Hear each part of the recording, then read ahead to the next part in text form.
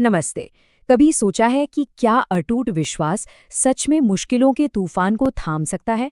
आज ना हम आरव की कहानी के जरिए इसी गहरे सवाल में उतरेंगे। ये कहानी है विश्वास की, हिम्मत की और कृपा की। देखते हैं कि कैसे एक बिल्कुल आम सा इंसान अपनी आस्था के दम पर असाधारण मुश्किलों से लड़ जाता है।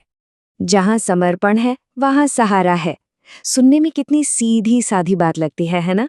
लेकिन आरव के लिए ये सिर्फ शब्द नहीं थे, ये उसकी पूरी जिंदगी का कह सकते हैं मूल मंत्र था। चलिए इसी बात से कहानी की शुरुआत करते हैं। तो हमारी कहानी शुरू होती है दिल्ली की उस भागदौड़ भरी जिंदगी के बीच एक छोटे से शांत घर से।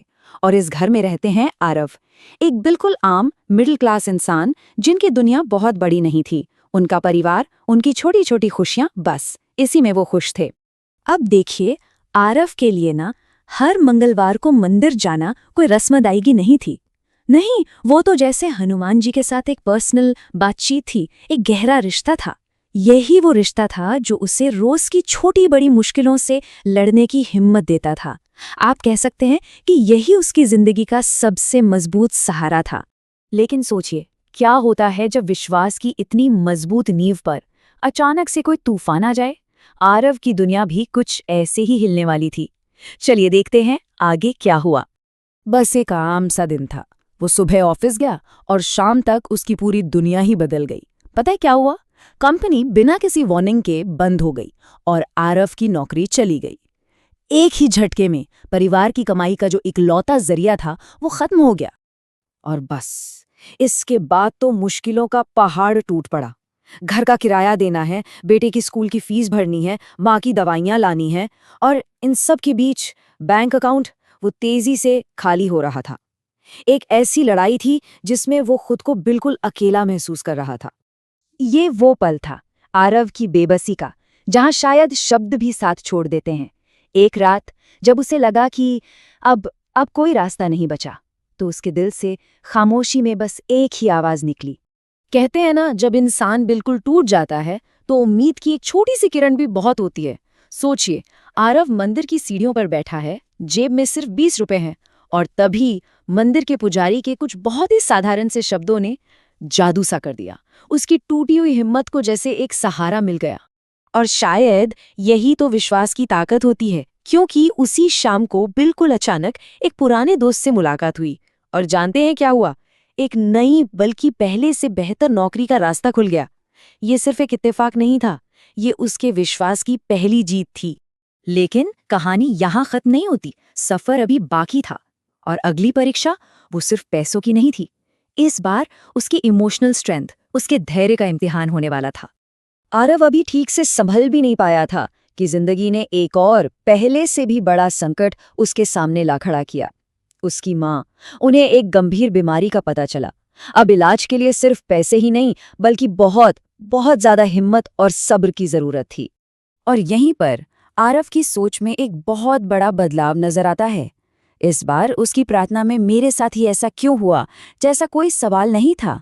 नहीं, बल्कि एक गहरा सरेंडर था, एक समर्पण था। वो अब मदद नहीं मांग रहा था, वो तो बस अपनी नियति को स्वीकार कर रहा था। नतीजा, डॉक्टर तक हैरान थे। उनकी माँ की रिकवरी इतनी तेजी से हुई कि उन्होंने कहा, ये तो उम्मीद से कहीं बेहतर है। लेकिन आरव जानता था, उसके लिए ये एक चमत्कार था, उसकी अटूट आस्था का फल। तो देखिए, पैसे की लड़ाई हो गई, सेहत की लड़ाई भी जीत ली। लेकिन अब जो इम्तिहान आने वाला था वो शायद सबसे मुश्किल था। एक ऐसी चुनौती जो सीधे सीधे उसके कैरेक्टर, उसके स्वाभिमान पर हमला करने वाली थी। हुआ ये कि आरव की नई नौकरी में उस पर गबन का, पैसों की हेरा फेरी का झूठा इल्जाम लगा दिया गया। सोचिए, एक ईमानदार इंसान के लिए इससे बड़ी चोट क्या हो सकती है? ये तो उसके पूरी पहचान पर ही सवाल था।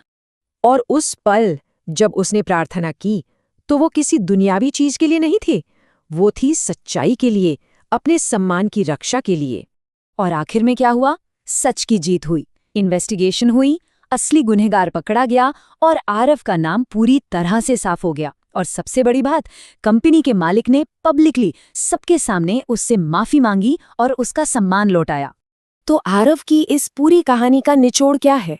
नौकरी जाना, माँ की बीमारी, फिर झूठा इल्जाम, इन तीनों बड़ी परीक्षाओं से गुजरकर उसने आखिर सीखा क्या? विश्वास और कृपा का असली मतलब क्या होता है? चलिए अब इन सबकों को जरा गहराई से समझते हैं। आरव का नजरिया वो पूरी तरह बदल चुका था। मतलब इन मुश्किलों ने उसे उस इंसान से जो हमेशा सिर्फ मांगता था, उस इंसान में बदल दिया जो हर छोटी बड़ी बात के लिए शुक्रगुजार था। मांगने से देने तक का सफर था ये। आरव के इस एक्सपीरियंस ने ना कृपा शब्द का मतलब ही बदल दिया। कृपा का मतलब ये नहीं है कि कोई बाहर से आकर आपकी सारी प्रॉब्लम सॉल्व कर देगा। नहीं, कृपा तो वो अंदर की ताकत है, वो हिम्मत है जो आपको उन मुश्किलों का सामना करने के काबिल बनाती है। तो इस पूरे कहानी से ना हमें आस्था के 4 पिलर्स मिलते हैं। पहला, समर्पण, यानी सब कुछ उस ऊपर वाले पर छोड़ देना। दूसरा, धैर्य, यानी विश्वास रखना और सही वक्त का इंतजार करना। तीसरा, कर्म, अपनी तरफ से पूरी ईमानदारी से कोशिश करते रहना। और चौथा और सबसे जरूरी, कृतज्ञता, यानी जो मिला है उसके लिए शुक्रगुजार होना। बस यही तो है आस्था का पूरा रास्ता। और कहानी का अंत बहुत खूबसूरत है। सालों बाद आरव ने उसी मंदिर के पास एक अन्नदान केंद्र शुरू किया और उसने कहा, जब मुझे जरूरत थी तो मुझे सहारा मिला था, अब मेरी बारी है दूसरों का सहारा बनने की। ये काम उसके अंदर आए बदलाव का सबसे बड़ा सबूत था। और यही इस कहानी का सबसे पावरफुल मैसेज है कि जहाँ सच्ची श्रद्धा होती है ना, वहाँ ताकत अपने आप आ जाती है। और जहाँ ताकत होती है, वहाँ जो नामुमकिन लगता है वो भी मुमकिन हो जाता है। तो सवाल फिर वही है, कृपा क्या है? कोई बाहरी चमत्कार या फिर एक अंदरूनी बदलाव? आरव की कहानी तो यही बताती है कि सबसे बड़ा चमत्कार वो नहीं है जो हमारे हालात बदल दे, बल्कि वो है जो हमें अंदर से बदल दे।